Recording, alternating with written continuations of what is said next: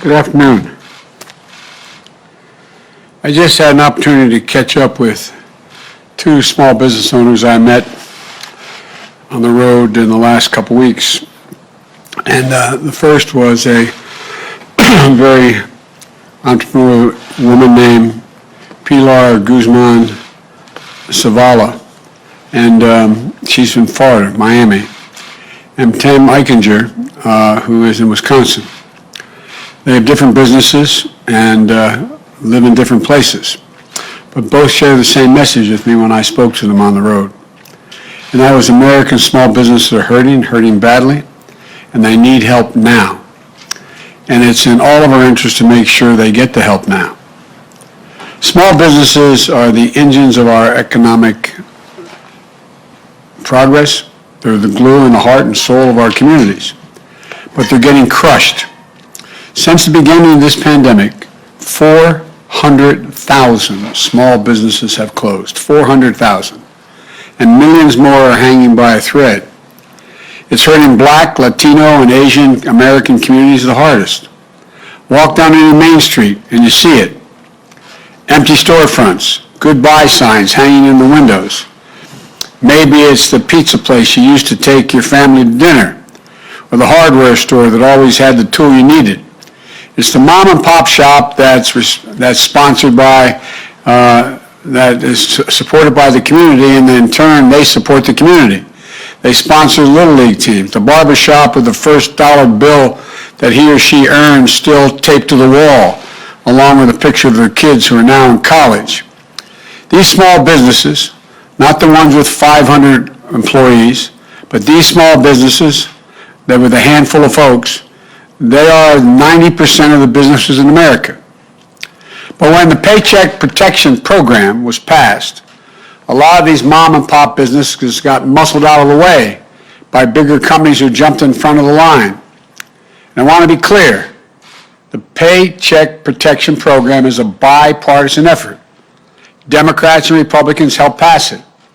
But Democrats and Republicans have also voiced concerns about improving it. With their input, that's what we're doing in our administration, improving it. In the last month, we've increased the share of funding for small businesses with fewer than 10 employees by nearly 60%. For businesses in rural communities, the share of funding is up nearly 30% since we came to office. And the share of funding distributed through banks that traditionally help minority-owned businesses is up more than 40%. And today, I'm announcing additional changes to the PPP program that will make sure we look out for the mom and pop businesses even more than we already have. As I explained to Pilar and Tim, the two small business people I spoke to, on Wednesday, the Small Business Administration is going to establish a 14-day exclusive PPP loan application period for businesses and nonprofits with fewer than 20 employees. People can go out and find how to get a hold of these loans. People can find out more at the SBA.gov. Small Business Administration will also remove barriers that have stopped many businesses from being able to apply for these loans. For example, we're making it so that a student loan default or a non-fraud related criminal record does not prohibit someone from applying for the program. We're also making it easier for those one-person businesses, like the home repair contractors, beauticians, small independent retailers, to secure forgivable PPP loans. At the same time, we're increasing access by increasing oversight. I invite any Inspector General in this program with jurisdiction over this program to closely look at these loans and publicly report on any issues they uncover inconsistent with what I'm saying today. We will ensure every dollar is spent well. These changes will bring much needed, long overdue to help to small businesses who really need help staying open, maintaining jobs, and making ends meet. And this is a starting point, not the ending point. We need Congress to pass my American Rescue Plan.